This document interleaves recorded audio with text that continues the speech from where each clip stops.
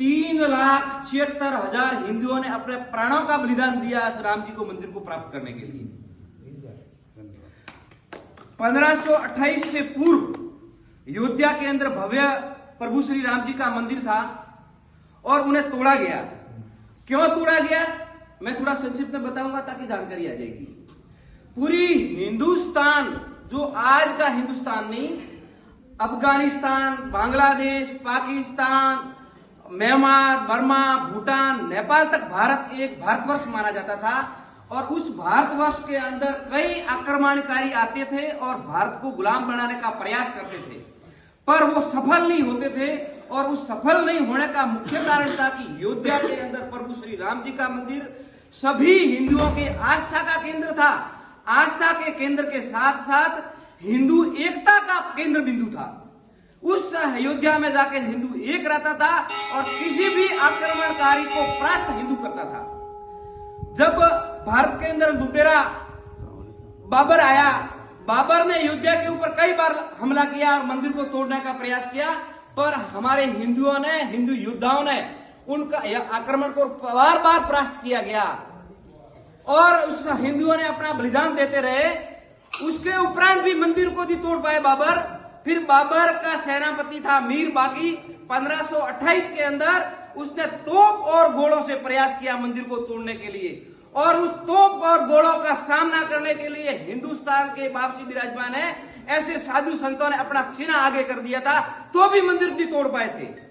और तोप और घोड़ों से दूर से इस बाबर ने ऊपर का ही सिर्फ जो गुंबद था वो तोड़ा था, नीचे का गुंबद तोड़ नहीं पाए थे।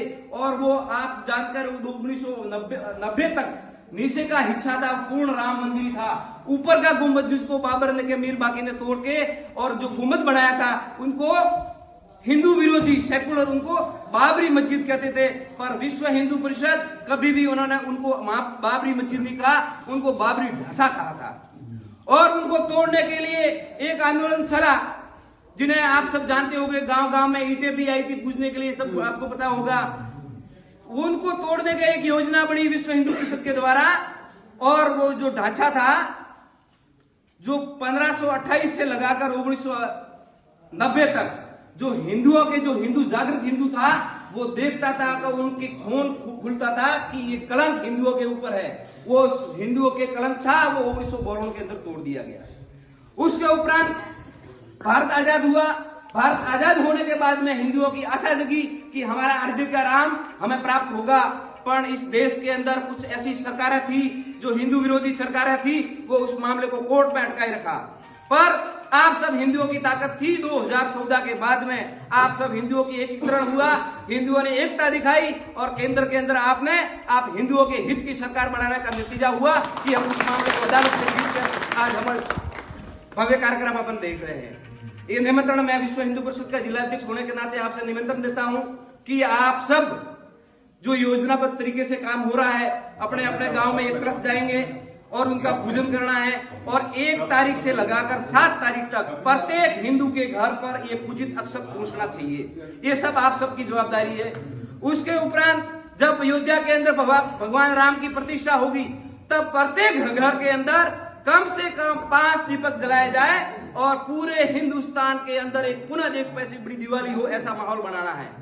और हमें अयोध्या से सूचना भी है कि किसी भी कोई भी अयोध्या में जाने का प्रयास नहीं करे, वहां अव्यवस्था होगी। अब हम घर पे ही कोशिश हो अपने गांव के अंदर बड़ी टीवी लगाई जाए और सीधा प्रसारण हम देख सकते हैं। उसके उपरांत जो भी सूचना आएगी वापसी के द्वारा आप सबके द्वारा, तो अयोध्या दर्शन के लिए भी आप जाएंगे। जय श्री राम।